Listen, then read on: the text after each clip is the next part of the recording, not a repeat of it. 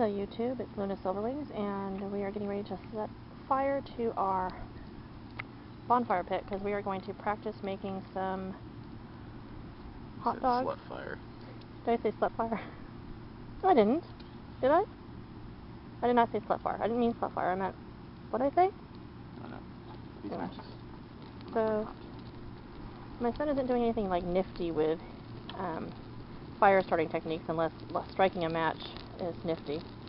But anyhow, so we're going to practice making some hot dogs on an open fire because we're getting ready to go camping here in another week. And I'm one of those people that I hate trying a new recipe and not knowing for sure if it's going to work. Now obviously making a hot dog itself isn't exactly a new technique over a fire. But we are making, we're making twirly dogs and then some biscuit covered hot dogs. So they're going to be kind of like a corn dog but not made from corn, obviously. But anyhow, so we're going to try doing that tonight because it's one of the things I have on our menu for one of the lunches while we're out enjoying time in nature. And I just got like a total like nose and mouthful of smoke. Shall we move the hot dogs and stuff so this doesn't get in that? Why? We're going to put it over the top anyway. Yeah. So my son was proving a point that pine or evergreen branches burn really well. And it's great, except that they also, the little pieces off of the branch itself, like the little like twiggy Embers. things. No, it's not the embers, like, because branches don't grow embers. It's those little, you know, little pine bough things. Light wonderfully, but they also fly everywhere once they're lit. So kind of like putting paper on fire in your fireplace. They tell you not to do it because it floats up in the air and then it'll catch everything else on fire. So that's what you see a lot of floating around right now. So come this way, Jen. I rubbed some on my arm. Thank you. This is citronella, and I'm actually going to put on the fire here in a little bit after the fire really gets going. It's a mosquito plant also known as citronella, and I grow it near my front door.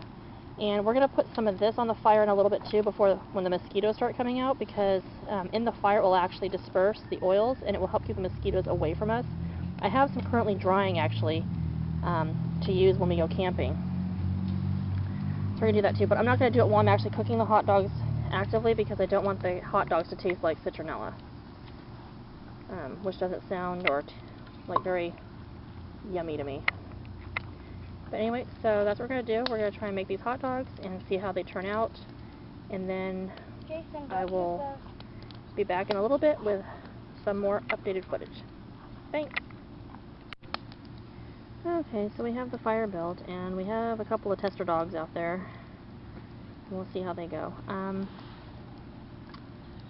Like I said, this is just an experiment to see how, you know, how it works out doing this over a fire. Typically I know like when you're camping out in the woods, you want to have like coals that you're cooking with, and as you can see my hot dogs are losing their twirly skin things. So I'm thinking at this point obviously the non-twirly dog ones are probably going to do a lot better, thank you son, than the twirly dogs because they keep wanting to lose their skin. So I don't know that it fares very well, but like I said, it's one of those things that you want to try at home and see how it works out before you go out in the woods and find that you have no dinner, or lunch in this case. Alright, so back in a little bit with another update, and hopefully you'll see them done and they'll be wonderful. Thanks. Alright, so here's the last bit of our experiment with the hot dogs covered in biscuit dough. I have the rest of the cooking in the oven because it takes forever, like absolutely forever, for the dough to actually cook, even though the hot dogs themselves are like done.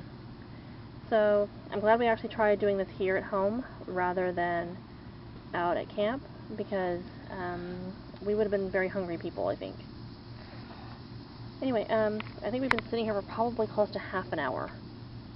And granted, we didn't make a really, big fire, and we didn't have really good set coals. So, I mean, there's a lot of different variables that probably would have made the whole experience a lot better. But it was more or less to test a recipe that I'd seen online.